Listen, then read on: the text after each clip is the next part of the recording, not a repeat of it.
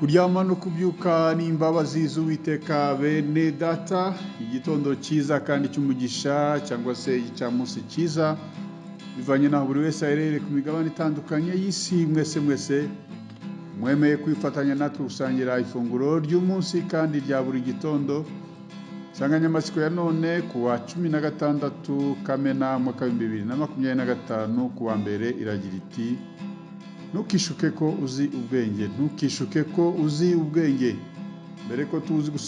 Mbere yuko dusoma ijambo ry'Imana, reka tubanze turimbane indirimbo ya 97 mu ndirimbo zo gushimisha Imana igira iti nishimiye ko menye rwose Yesu ko ari umukiza wanjye. Niturangiza dusome ijambo ry'Imana.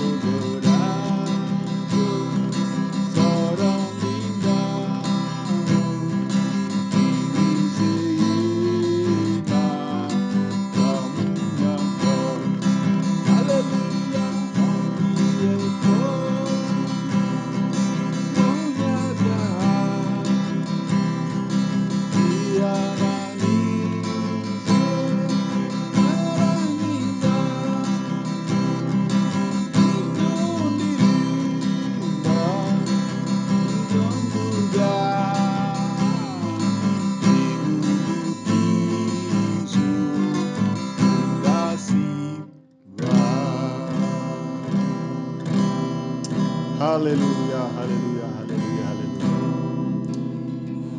Uyu muririmbyi ajya anshimisha cyane bene data, avuga ngo nishimiye ko menye rwose Yesu ko ari umukiza wanjye, niwe wancunguje amaraso, ndizera mvuka ubwa kabiri.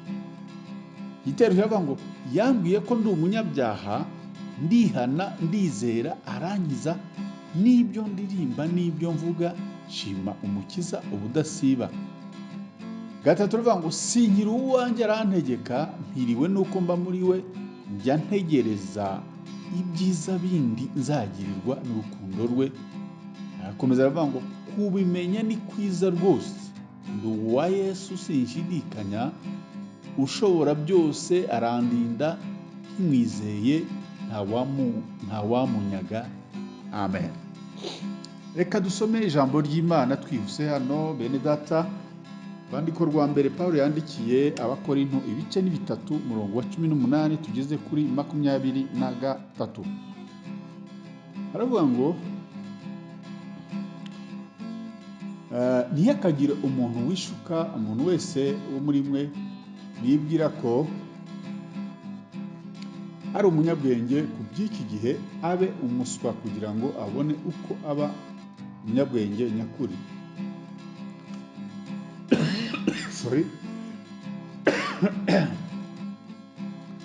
Mbese ntimuzi ko ubwenge bw'isi ari ubupfu ku Mana?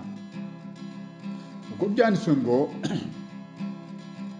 itegesha abanyabwenge uburiganya bwabo, kandi ngo Uwiteka azi ibyo abanyabwenge batekereza ko bitagira umumaro.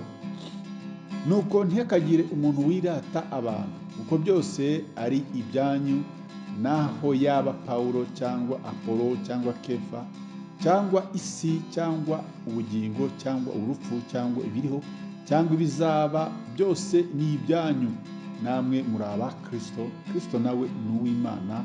Mwakire neza ijambo ry'Imana.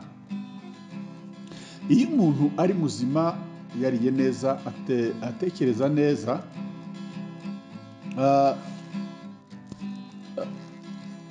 afite ubuzima bwiza, ibyo byose bigenda neza, umuryango we umeze neza, uguwe neza, yarabashije kwiga akaminuza, akabona akazi keza, rimwe na rimwe ashobora kwishuka cyangwa se kwibeshya ko ari ukubera ubwenge bwe cyangwa se imbaraga ze buba bwabimugejejeho, ko byatewe n'uko yari umuhanga, azi gusobanura neza ibyo abandi batabashaga gusobanura. Nyamara hano ni ukwishuka cyangwa se ni ukwibeshya, kuko burya byose tubishobozwa na Kristo cyangwa se tubihabwa n'Imana. Iyo imaze kubitugezaho ntabwo tuba twumva ibyayo.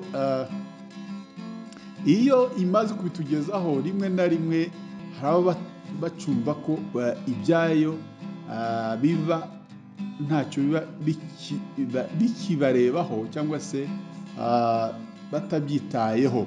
Iyo imaze kubitugezaho, ntabwo tuba twumva ibyayo bikiri ingenzi mu buzima bwacu, tukaba twayima umwanya mu buzima. Ndetse hari n'abadatinya kuvuga ko n'ibyanditswe byera batakibyemera, ko harimo ibinyoma, ko bamaze no gushungura bagashishoza bagasanga hari ibiri byo n'ibitari byo.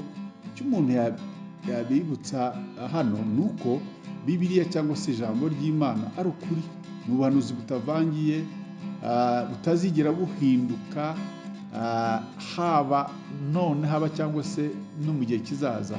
Waba yumva agezaho ayihakana, ntibihindura ukuri kwayo, ahubwo nibo bakwiye kwitekerezaho bakareba ko bagihagaze neza mu nzira y'ukuri kandi y'ubugingo.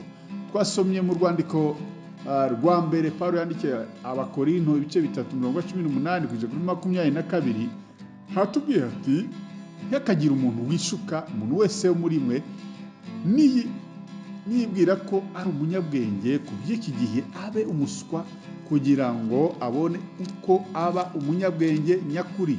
mbese muzi ko ubwenge bw'isi ari ubupfu ku Mana, kuko byanditswe ngo yitegesha abanyabwenge uburiganya bwabo, kandi ngo Uwiteka azi ibyo abanyabwenge batekereza ko bitagira umumaro. Nuko ntihakagire umuntu wirata abantu, kuko byose ari ibyanyu, naho yaba Pawulo cyangwa Apolo cyangwa Kefa cyangwa isi cyangwa ubugingo cyangwa urupfu cyangwa ibiriho cyangwa bizaba, byose ni ibyanyu, namwe muri aba Kristo, Kristo nawe ni uw'Imana. Bene data, Imana ntishaka ko twigira abanyabwenge by'iki gihe, twigira abantu bashaka kuyisumbya ubwenge cyangwa bafite ubwenge burenze ubwayo, ahubwo twige kuba abaswa kugira ngo dukunde tube abanyabwenge nyakuri. Ijambo ry'Imana ridufashe kandi tugirire neza. Amen. Data, turagushimiye, turagumbaje kuri ijambo twibutsa ko tutagomba kuba abanyabwenge bw'isi, ahubwo tugomba kuba abanyabwenge nyakuri b'ijambo ryawe, tukubaha muri byose. Urakoze, urakarama, ngaho bana natwe kandi ukomeze kudufasha, kandi duhe komeza kwirinda kwigira abanyabwenge, kandi ubwenge nyakuri buturuka kandi bukomoka kuri wowe. Amen. Murakoze cyane. Mwari kumwe nanone nk'uko bisanzwe na mwene so muri Yesu Kristo, Bishop Apollinaire Musafiri Gakombe, mushumba mukuru w'itorero The Evangelical Covenant Church of Rwanda ICCR. Imana y'amahoro ikomeze kubana namwe mwese bene data. Mbifurije kugira umunsi mwiza, intangiriro nziza y'icyumweru n'akazi keza. Shalom, shalom, ndabakunda.